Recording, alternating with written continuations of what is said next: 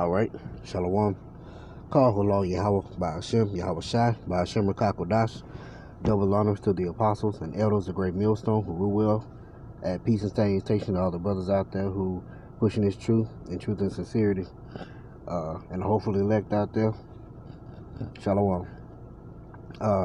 Doing this video is gonna be on what is the true treasure, or where your heart is, or it not being distracted. So it's you can easily be distracted in Babylon the Great, because there's so many distractions out here as far as it's entertainment. Like this kingdom is driven off entertainment. You can get distracted by watching TV, playing video games if you're into that. Work is a huge distraction, because trying to make enough money to pay your bills and different things like that, you can get distracted from this truth by putting your focus so much on work, having fun, needing a break, all that good stuff. Don't let these distractions lead you out of the truth, because it can easily happen. You can just stop worrying about it, stop thinking about what's really going on, and there you have it.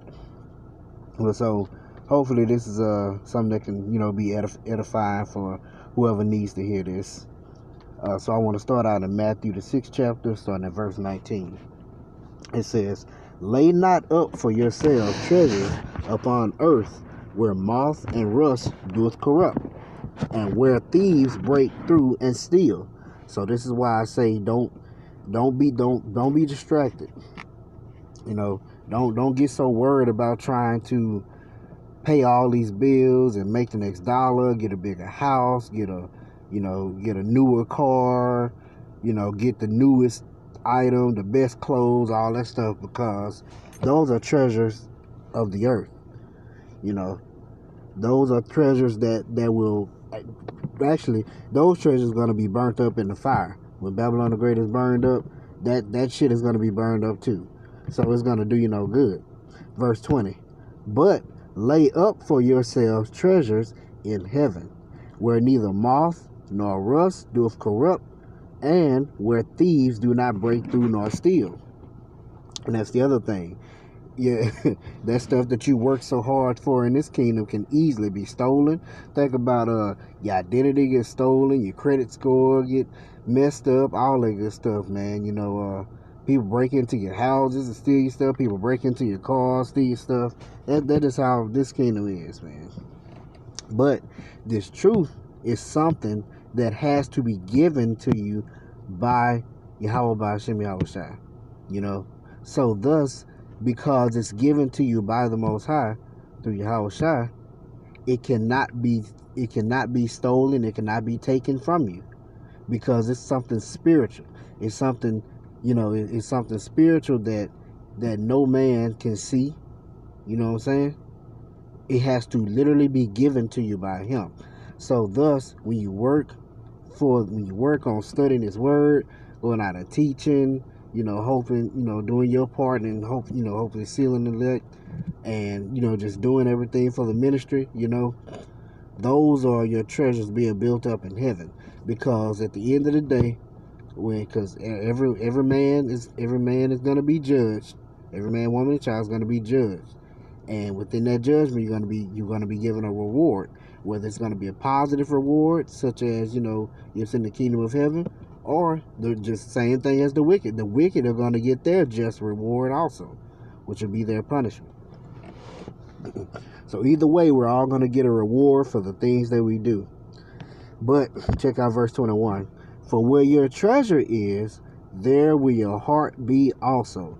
And your heart is the Hebrew word la'ab, and it's meaning your mind. Meaning, that's where your eye, your third eye, your single eye, your focus is going to be wherever your treasure is. So if you're caught up in this world, being distracted by the things thereof, and what this world has to offer, which is really nothing, that's where your heart and mind will be. That's where it will be your focus. But if you're in this truth, and you're constantly in the Word, reading articles, trying to bring out the prophecies, teaching, prophesying on the street, all that good stuff, trying to teach our people, the elect of our people. That's where your mind is going to constantly be. And within that, I will also say this: your family will not understand that, because your family gonna think, oh, you're always talking about negativity. It's always negative stuff that's going on in the world.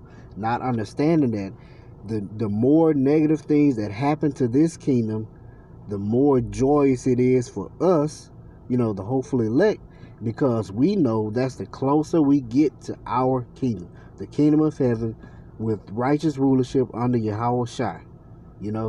That's why these things are great to us, which may seem evil or bad to the people of the world. Verse 22, the light of the body is the eye.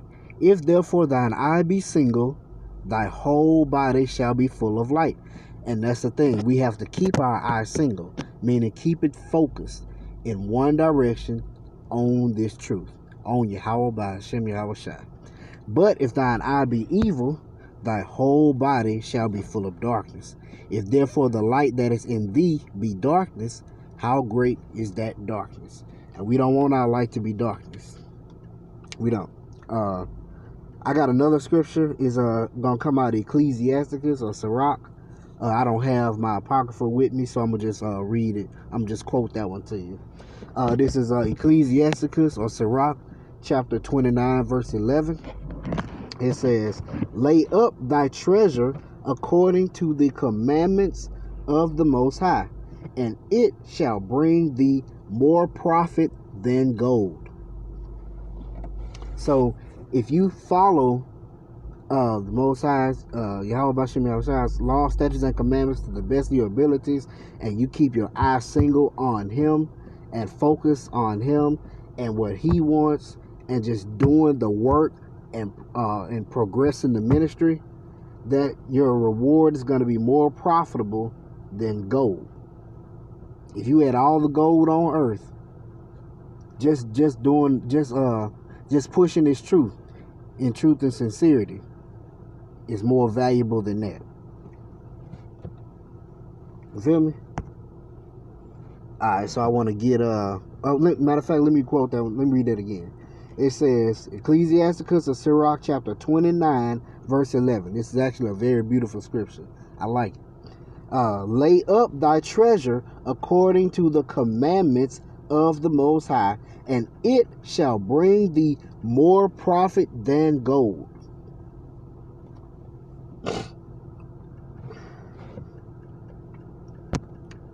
This is Matthew chapter 29. Matthew chapter 19. I'm going to verse 27. It says, Then answered Peter and said unto him, Behold, we have forsaken all and followed thee. What shall we have therefore? And Yahawashi said unto them, Verily I say unto you, that ye which have followed me in the regeneration, which is reincarnation, meaning you're back again in the flesh, when the Son of Man shall sit in the throne of his glory, ye also shall sit upon 12 thrones, judging the 12 tribes of Israel. Verse 29. And every one that hath forsaken, put off the things of the world, houses, or brethren, or sisters, or father, or mother, or wife, or children, or lands, for what? My name's sake, shall receive 100-fold, and shall inherit everlasting life. So if you put off the things of the world, you're not only going to get your everlasting life, but you'll receive what you had here times 100. So if you had lands here, you'll have the equivalent of 100 acres. If you had 1 acre of land here, and that wasn't the most important thing to you, you'll have 100 acres of land in the kingdom. If you had children here, now I'm not saying just neglect your children. You have to do your your fatherly duties or your husbandly, your fatherly duties to your children. Now, not saying that, but don't make your children your primary focus in this kingdom, because that can be a distraction that can lead you out the truth also. All right. You'll have 100 children. If you had one, you have 100. You had two, you had 200. You know what I'm saying? It's 100-fold. Everything you lose here, you get times 100, man. So you can't lose. What I'm saying is that you cannot lose. Focusing on this truth, keeping your eyes single, you cannot lose. This is Matthew chapter 24, starting at verse 28. This is on being distracted. What can happen? And Peter answered him and said, Lord, if it be thou, bid me come unto thee on the water. It's when Peter was going to walk on water to come to Yahawashi. And he said, come. And when Peter was come down out of the ship, he walked on the water to go to Yahawashi. But when he saw the wind boisterous, he was afraid and beginning to sink. He cried, saying, Lord, save me. And immediately Yahawashi stretched forth his hand and caught him up, and caught him, and said unto him, O thou of little faith, wherefore didst thou doubt? Now, you can be distracted by the things going on in the world. Like, for instance, if when all hell starts breaking, really breaking loose on a major scale, if you don't have you can be focused on this truth, but then you lose your job because you don't want to take the chip, you don't want to take that mark of the beast.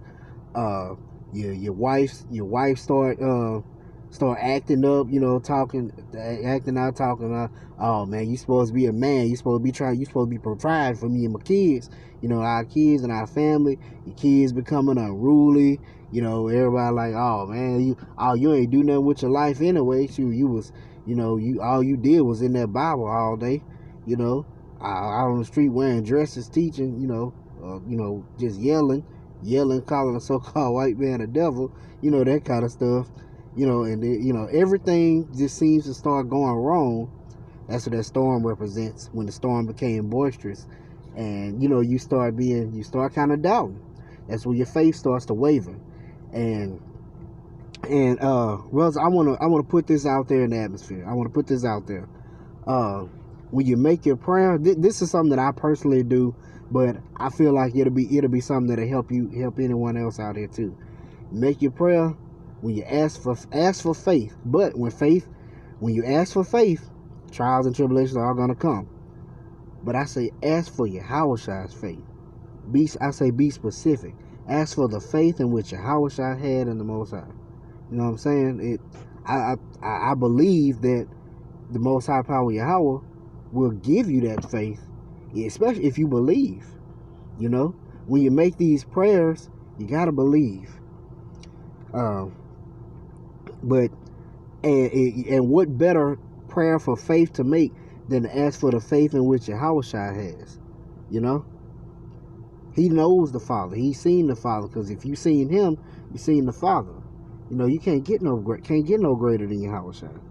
So I know I was kind of all over the place in this lesson, but I just kind of, it's just on my heart to go into, keep your focus on this truth and not being distracted. That was my main point. So, hope someone out there was edified. Shalom.